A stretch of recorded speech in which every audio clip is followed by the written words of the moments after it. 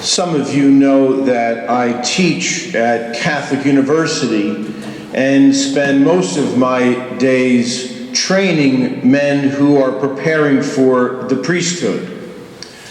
And a major challenge that many of these seminarians face is a sense of unworthiness. I don't know enough about the faith. I'm not prepared. I'm not holy enough, are many of the things that I hear from these guys. And often they will tell me that there is a loud inner critic in their heads reminding them of their mistakes and how they don't deserve to be a priest. And I wait. And I wait for a breakthrough that happens when a seminarian discovers that the risen Jesus can work through them despite their deficits and sinfulness. And when that happens, when one of these guys starts to say yes to Christ who wants to work through them, and they start to cooperate with Christ, I begin to hear amazing stories about their experience of ministry. Now, we live in a society and in a church that has a long history of telling certain groups that they are not worthy, that they don't belong. Jennifer Doudna is currently one of the greatest living scientists in the United States. She runs a lab out in Berkeley, California.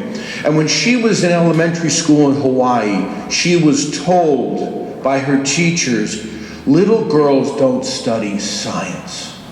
Thank God she didn't listen to that idiot. And when Katharine Graham decided to take over the Washington Post after her husband died, she was told by one person after another, women are not leaders in industry. Thank God Katharine Graham didn't listen to them. You see, we live in a society that says to so many of us, we are not worthy, you're not good enough, you don't have the ability or skills. Our country and our church have long told people of color and immigrants, you're not worthy. There is an ugly history of our church telling African American men, no, you can't be priests. Telling African American women, you can't be sisters. And so many of us have heard this message that you're not good enough, you're not worthy enough, you're not beautiful or smart enough, from our schools and from our parents and sometimes from our friends. And sometimes we actually believe these lies, and internalize them. But tonight I'm here with good news because Jesus, our King and Lord, has a different message that we must hear and believe. He has a good message, and here's what it is. He says to each of us, I have created you, and you are worthy to walk with me.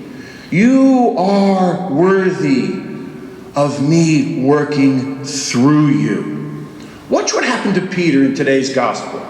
He falls on his knees in the boat and says to Jesus, Lord, leave me, I am a sinful man. All true. He is standing in front of God's holy agent. But what does Jesus do? He completely ignores what Peter says. He ignores it completely. He doesn't judge him. He never condemns him. You see, Jesus is not interested in our worthiness. He's not interested in whether you're smart enough or good enough or worthy enough. He is interested in walking with us. He is interested in our participating in his mission, no matter what we have done or haven't done. He wants to walk with each of us all day, every day. Do not believe the voice that says you are not worthy. Jesus, our King, says that every one of us is worthy to walk with him, just like Peter and James and Mary Magdalene and Martha. But there's more good news, my friend. You see, Jesus, our King, not only wants to walk with you every day, all day, he wants to work through you to touch other people. You see, you are the glove he has created. He's the hand he wants to put into you so he can reach out and touch others. He's created you as a perfect glove that his hand can fit into, and through you, he can reach out and touch other people. And he does want to touch other people through you. He wants to touch your spouse and your friends and kids and colleagues. Now I can just hear you telling me, well, not me, because I'm not a priest or a deacon. I'm not good enough. You know, most of the people that Jesus works through are not priests and deacons. Think about your own life. It's your mother, it's your grandmother, it's your friend, it's your sister. It's not the two of us, that's for sure. Because you are worthy to walk with him and to be the glove through which his hand touches other people. Think about it.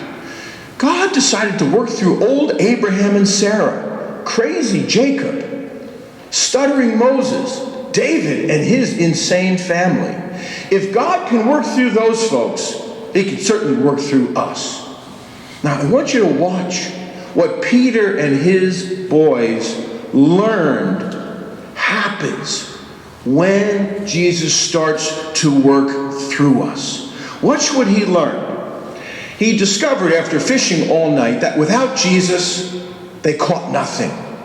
But with Jesus, they caught an abundance of fish. You see, without Jesus, my friends, we can't produce fruit. But with Jesus, we can produce abundant fruit. See, when you say yes to him, when you start to let him walk with you, when you start to let him work through you, his Spirit will pour through you. You're not going to win the lottery. I'm going to tell you that. You're not going to win the lottery. But amazing things will happen. You will start to discover that your life takes on a new kind of meaning. You'll start to discover that you do good things, and you can sense there's a power working through you. You will find that all of a sudden you will have new ways of relating to people and handling people. You'll discover you're a little kinder, more compassionate, more generous. You'll all of a sudden take on a new kind of perspective that's closer to Jesus' way of seeing things. You will discover the joy of the gospel. So today, my friends, today is the day to say yes to him. To say yes once again, to let him walk with you and work through you. Now, I hope it's obvious that the main place where he wants to work through you is in your relationships. Let me give you an example of what I'm talking about. Some years ago, I was mad at my wife for some reason. I can't even remember why. And I wanted to say things to her in my anger. But instead, the Spirit of God moved me to take a step outside, take a few deep breaths. And in that moment, I asked God, if God could kind of squeeze in between me and my anger.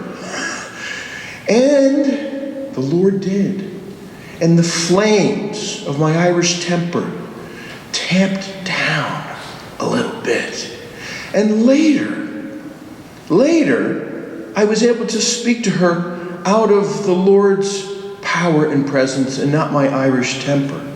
And you know what happened? She was able to hear what I had to say, and I was able to be open to hear what she had to say. And I knew later, and I was thanking God for this, if I had spoken out of my anger, we would have moved down a path that would have involved resentment and cold division. But instead, we found ourselves growing in understanding, in respect, in connection, in love, because we had allowed the Lord to work through our marriage. This is so much better than just catching a lot of fish. Michelle's laughing. All right, somebody is laughing. So, my friends, to conclude, I encourage you to say yes to the Lord this evening and tomorrow morning when you wake up, because He wants to walk with you the entire day. Say yes to Him. Say yes to Him as He pours out His Spirit into your relationships. Say yes to Him as He touches others through you, and say thank you to Him when others touch you through Him. Amen.